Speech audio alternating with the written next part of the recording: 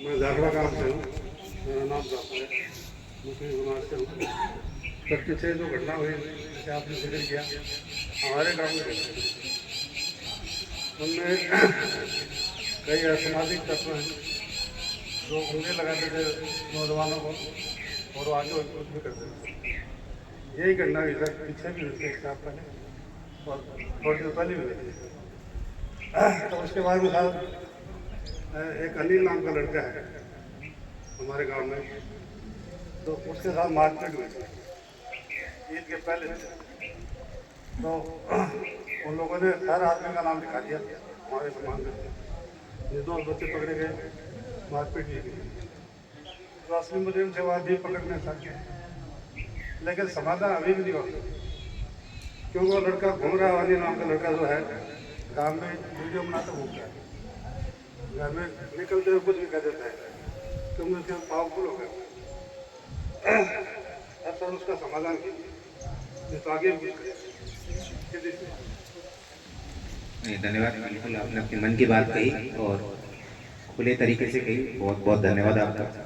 ये जो मारपीट वाली घटना हुई थी मेरे पूरे संज्ञान में है और उसमें ये सुनिश्चित कराया गया कि जो असल में जो मारपीट में संलिप्त थे उन्हीं को मुलजिम बनाया गया। शुरू में भले किसी को भी लेकर आए पूछताछ के लिए, वो अलग बात है, वो पूछताछ के लिए तो लेकर आते हैं, मगर जो प्रकरण में जो मुलजिम बने हैं 6 लोग हैं और वो दोनों समाज के हैं। 3 लोग एक समाज के हैं, 3 लोग एक समाज के हैं, तो कोई इसमें एक समुदाय विशेष का कोई इसमें रोल था ही नहीं इस पूरे प्रकरण में। ये एक नॉर्मल झगड़ा हुआ था और उनकी पहले से नहीं बनती थी, पहले से ही दुश्मनी टाइप की थी, उस बात पर झगड़ा हुआ था।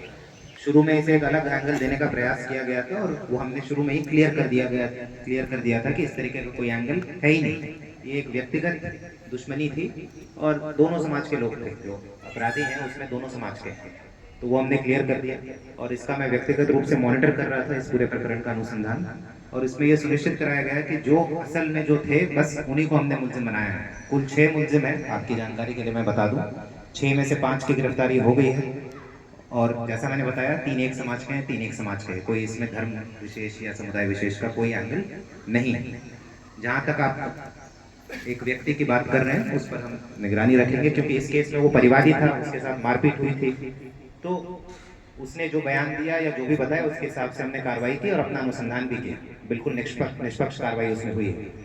पर आप जैसा बता रहे हैं कि उसकी गतिविधियों पर या किसी कोई भी तत्व है जो इस तरीके की गतिविधि करता हो, सब पर हमारी निगरानी है, आप चिंता ना करें।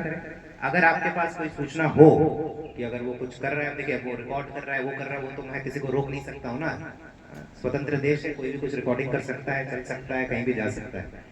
बट कोई अगर ऐसा काम करने का प्रयास करे हो जिससे तनाव हो या फिर सौहार्द बिगड़े, तो आप तुरंत हमारे संज्ञान में लाए। आपके एसएचओ साहब हैं, मैं आपको यह आश्वासन दे सकता हूं कि हम बिल्कुल निष्पक्ष कार्रवाई सुनिश्चित कराएंगे। ठीक है, जो हुआ है उसके हिसाब से कार्रवाई होगी, चाहे वो किसी भी समुदाय का हो, किसी भी समाज का हो, कानून के हिसाब से बिल्कुल कार्रवाई सुनिश्चित कराई जाएगी।